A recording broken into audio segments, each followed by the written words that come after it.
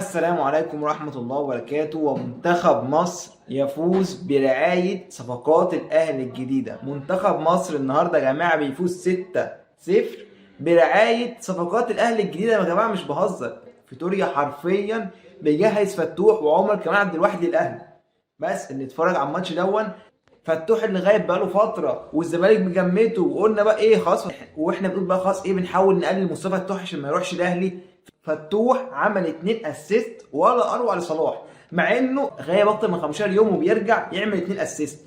انا مش مصدق والله يا جماعه، مش مصدق. وعمر كمان عبد الواحد، يعني دلوقتي الاهلي معاه احسن 2 باكين في مصر حرفيا والله يا جماعه. اللي دلوقتي اتفرج على الماتش شاف عمر كمال بيصنع جون وبياخد ضربه جزاء، وفتوح بيصنع الثالث والرابع لصلاح، ومروان عطيه بيفوق النهارده. ان هو النهارده يا جماعه يوم الاهلي ولا أنا مش واخد بالي؟ طيب فيتوريا بيبعت رساله الكره يقول له بص فتوح تلعبه بالطريقه دي وعمر كمان تلعبه بالطريقه دي هتاخد احلى شغل.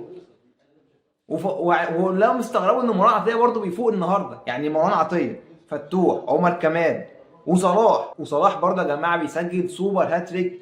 يعني المنتخب النهارده فايق، ولكن برضه في الاول وفي الاخر منتخب جيبوتي منتخب على قده. ولكن الماتش ده بروفا. انت دلوقتي الماتش ده بتبعت رسائل للفرقه الثانيه تقول لهم لا، انا من اول البطوله، من اول ماتش نازل ناوي ان انا اصعد. من اول الماتش كده تقول لهم انا نازل ان انا اصعد. 6-0 تبعت رساله لكل الفرق تقول لهم لا انا موجود. دي رساله تخوف كل الفرق، يقول لهم لا منتخب مصر موجود يا جماعه. والله يا جماعه وانا بتفرج النهارده على الماتش حاسس ان المباراه دي ما كانش حد يسجل غير صلاح. يعني صلاح يسجل اول، يعني صلاح سجل 4 اهداف وهو مضيع 5 اجوان.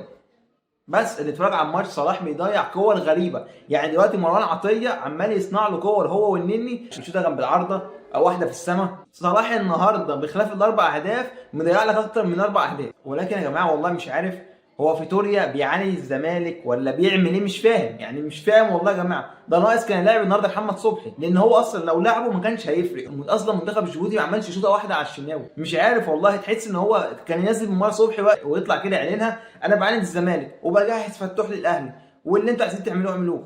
بس ده ملخص الماتش يا جماعه. منتخب مصر فاز فوز مهم، فوز يبعت رساله لكل الفرق عشان تاكد ان انت موجود. لا، كنت لازم تاخد التصفيات دي من اولها لاخرها، ما تستهترش في اي ماتش. الماتش الضعيف زي دون استغلها واعمل سكور وجرب تكتيك جديد في الملعب. دي فرصتك، الماتش ده فرصتك ان انت تعمل كده. انا شايف يا جماعه صح ان فيتوريا واللعيبه عملوا كل اللي عليهم في الماتش. احنا يا جماعه انا بتكلم عن الماتش ده بس، ممكن الماتش الجاي يطلع اقول لك منتخب مصر ما لعبش بجنيه عادي. انا بتكلم عن ماتش واحد. لازما لما المنتخب بيلعب حلو نقول لعب حلو، المنتخب لعب وحش نقول وحش. وحاجه برده غريبه حصلت ايه بخصوص الجماهير. دلوقتي المباراه دي شركه تذكرتي اعلنت ان هي 30,000 تذكره. بيقول لك باعوا بس من 30 5000 تذكره. انا عارف يا جماعه والله ان كلنا كده بلا استثناء كرهونا في المنتخب. اتحاد الكره كرهنا في المنتخب بالقرارات الغريبه. انا معاك، بس يا جماعه لازم عايزين نرجع نقف مع المنتخب تاني عشان لما يرجع يلعب ماتش ودي تلاقي الست مليان. الجماهير دي يا جماعه بتدي دفعه قويه للعيبه. يعني الجماهير دي لو احنا اصلا في الملعب رايحين في داهيه هتشجعنا وهتقومنا معانا وهتفرق معانا كتير. فانا بس كل طلبه يا جماعه، انا عارف ان كلنا زعلانين من المنتخب ومش طايقين بسبب اتحاد الكره وقرارات الغريبه، لكن برضه يا جماعه في الاول وفي الاخر ده منتخب مصر، مش هنعرف نهرب منه. يعني اهلي زمالك اي فريق مش هنعرف نهرب. في الاول وفي الاخر منتخب مصر ولازم نشجعه ولازم ندعمه.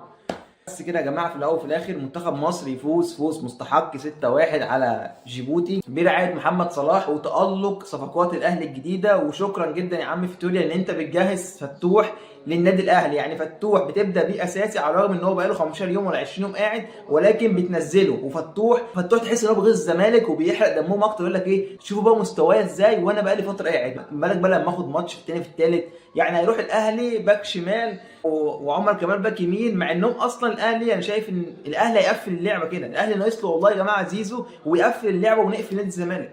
مش عارف والله ولا إيه يا جماعه. بس في الاول وفي الاخر منتخب مصر عمل مباراه حلوه. منتخب جيبوتي انا معاك ان هو على قده، بس ايه كويس، خطوه حلوه احسن من ما فيش. احسن ما كان مثلا ممكن الاول ايام حسام بدري والناس دي نجيب جون ونريح الاتوبيس ورا. لا كويس، يعني فيتوريا بيجيب الاول والثاني والثالث. وبنضيعنا برده فرص كتيره. تريزيجيه ضيع ومصطفى محمد ضيع ومرموش ضيع وكل الناس ضيعت النهارده. كانت النهارده مباراه حفله.